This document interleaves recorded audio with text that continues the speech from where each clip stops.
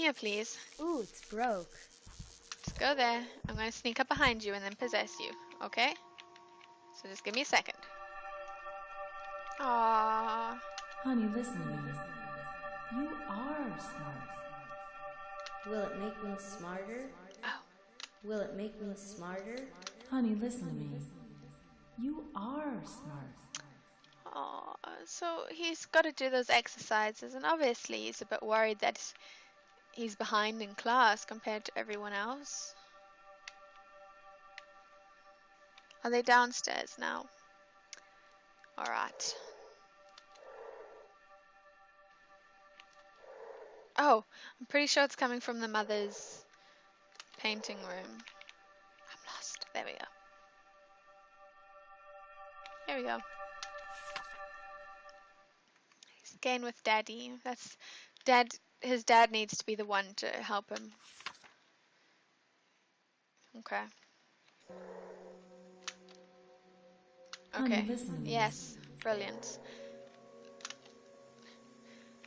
Man said to do the Lonnie book every morning. That doesn't happen And at you will. home. The lights don't flicker at home, no. Okay, where's Dan? We need to search his memories. Did he go downstairs? I think he went downstairs. He complains all the time about not... Oh, he's watching TV. Yeah, about not being able to write. And there he is watching TV now.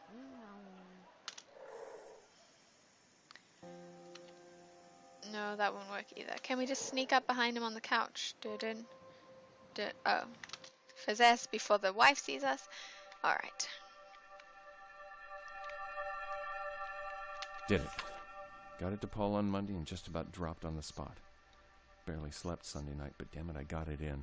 Abject terror is a pretty strong motivator. Linda understood, I guess. She had her own deadline, so at least she could identify, but in the end it was still a choice, and she didn't let me off the hook. Can't blame her, really. Sometimes you just have to make tough calls. That's why they're called tough calls. Yes. So, Linda wants family time this chapter. Tommy needs help with his schooling. Oh, we haven't seen out there. That's nice. And I think that Dan's thing is just also going to be to give Linda breakfast in bed or something, because he was talking about that. He feels bad for neglecting her. Whoa. I'm sorry. I shouldn't have snapped. I just... No, you can't snap. No. Huh? Hide somewhere. Okay, it's okay. New rule. Don't disturb me if the door to my office is closed. Of course, he still needs to write. After all of that. Well, we're helping Tommy. It's important. Where's that Lonnie book? Because your son has been neglected so much that I think it's all starting to affect him too much. So, it's not in this row, it is. So this is it. It's not even a decision to really think about. And they're not going to fail at anything. Except maybe their marriage. But his book's pretty stable at the moment, considering he stayed up all night to finish it. So, yeah. Tommy's outcome.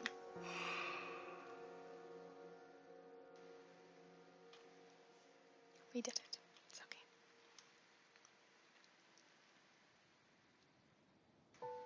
So now they're all asleep. And we are gonna go and... Oh, we'll find these past experiences.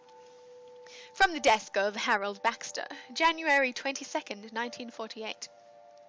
A final entry before I depart. The bank would no doubt prevent me from purchasing this house due to the inherent conflict of interest. That's what I said. But given its history of frequent ownership changes, I feel confident the mortgage department will be glad to have the property off their hands.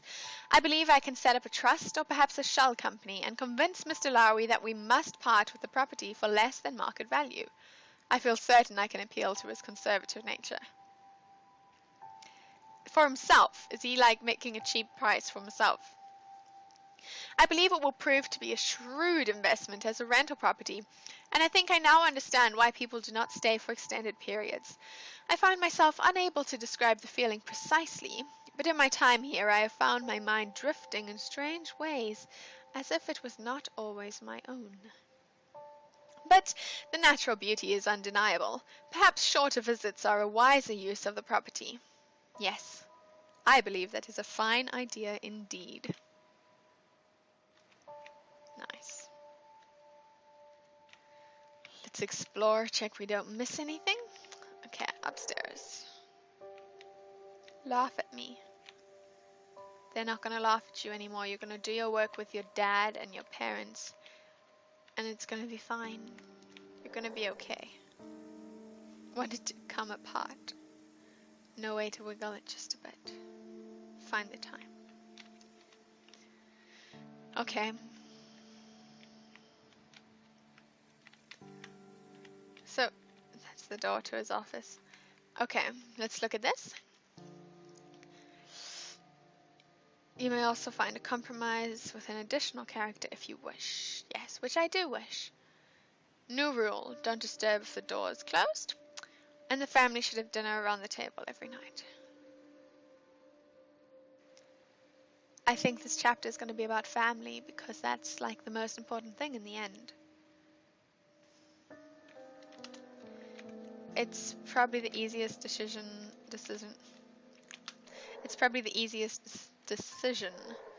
that we've made so far. Because nothing is threatening Dan's work at the moment, so, you know, not really. Yes, family. It's important to do it. Okay, let's go tell Dan what we've decided. You're gonna be okay, Tommy. You'll do it better. Don't stress.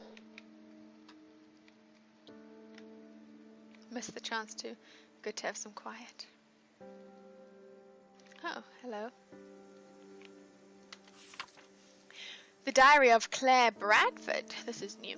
September 4th, 1961. And it's like, what, 13 years later? If I remember the last date. What was it? Or was it 1948? I don't know. We're here. So, why don't I feel more excited? This was supposed to be fun. Just Roger and me. Mum and Dad think we're here with Ben and Laurie, but of course that was just a trick. Nope, just Roger and me in this big house by the ocean for the whole week. I'm sad to see that there's no piano here, but I suppose a week without practice won't do too much harm. I guess maybe being alone with Roger that long is what's making me feel nervous. Though why should that be? He's my fiancé after all. If I'm supposed to spend the rest of my life with him, I shouldn't be worried about spending the week with him, should I? Everyone has second thoughts before they get married, right? I don't know. We're gonna have to see, Claire. But if you love him, you'll find out, I guess.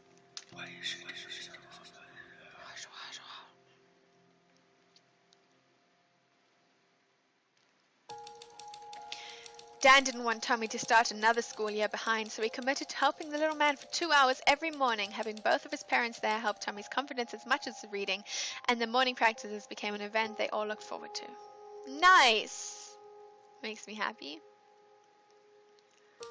Dan couldn't find time to knock off completely at 7 every night, but he agreed to have dinner at the table each night before heading back to work.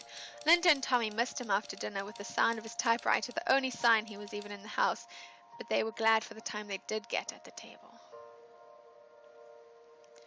Nice, so he did work on his reading as well. So Dan couldn't figure out a way to please everyone and still make room for the time and focus he needed to write. He was able to compromise and fit in one unbroken session each day, but for the rest of the day he worked around his family commitments and tried to make the most of his shorter sessions. The lack of focus came through in his work. That's a shame. It's a shame. And that's how the Kaplan's first month at the house on the cliff came to an end.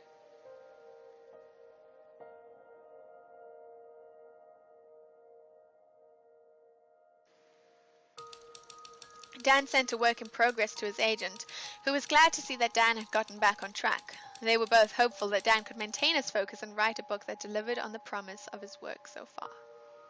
Good, so Dan is good. The next day, Dan made good on a promise to take Tommy to the woods and look for arrowheads, though he barely had the time. Tommy could tell his father was disinterested, but once he found an arrowhead, his spirits improved a bit. Dan waited while Tommy explored, but didn't join in, and shortly after Tommy found their lone arrowhead, they returned home.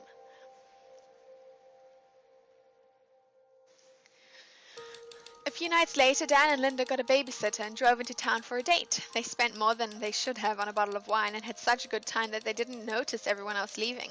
When they finally realized they were the last ones in the restaurant, they apologized and left after giving their waitress a generous tip. So the marriage is good. They still had 2 more months on the coast, and their story was just beginning. Nice. I think we did good. I think we did good.